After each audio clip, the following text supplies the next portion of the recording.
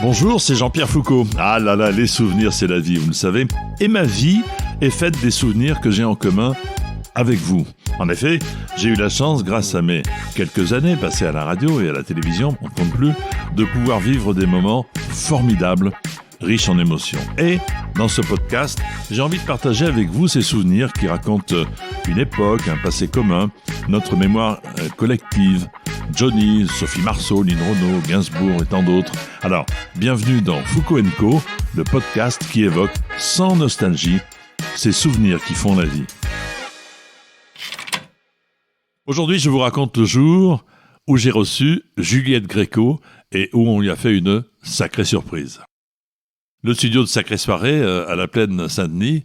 Alors nos surpriseurs savaient très bien, quelques semaines auparavant, que nous allions recevoir Juliette Gréco et ont découvert ce que nous savions tous d'ailleurs, qu'elle a été très amoureuse de Miles Davis, le musicien Miles Davis, et qu'ils ont vécu quelque temps ensemble. Et on s'est dit, tiens, s'ils ne sont pas fâchés, on s'est bien renseigné pour savoir s'ils étaient fâchés, ils ne l'étaient pas, elle serait peut-être heureuse de revoir Miles Davis. Alors question, où est-il ?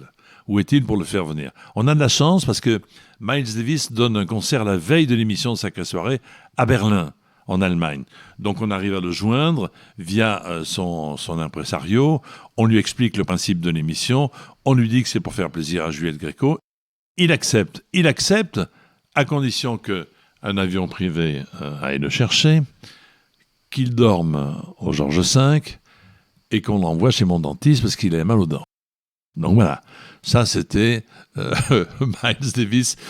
Eh bien nous, on lui paye son avion privé, on lui prend une suite au Georges V, et avant d'aller au Georges V, il va chez mon dentiste où il se fait refaire les dents, etc. Donc il n'est pas venu pour rien à Paris, et éventuellement, il participe à l'émission Sacrée Soirée, ce qu'il a fait bien volontiers. Et donc moi, sur le plateau, je reçois Juliette Gréco, qui était une femme qui m'impressionnait beaucoup parce que c'est la première femme que j'ai interviewée en direct à la radio. J'étais à Europe 1 et Lucien Maurice dit « Nous allons retransmettre le concert de Gréco au Théâtre de Paris. Vas-y. » Et Gréco me regardait. J'avais l'impression qu'elle me regardait, qu'elle allait me manger. Moi, j'avais 18, 19 ans, 20 ans. Et j'étais très, très impressionné. Bref.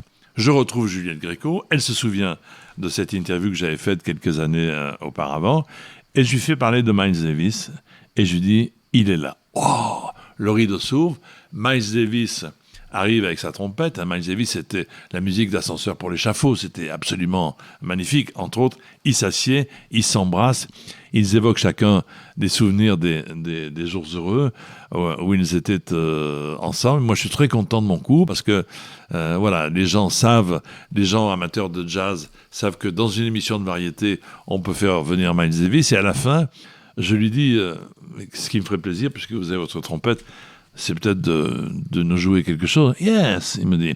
Il prend sa trompette, il fait pup. Je dis, mais c'est tout. Et là, il me dit, vous savez combien ça coûte pour que Miles Davis donne un concert ? Au revoir, monsieur. Et il est parti. Donc, c'était pas très classe. Tout avait été très, très classe jusque-là, sauf à la fin, où on a été terriblement déçus. Caprice de star.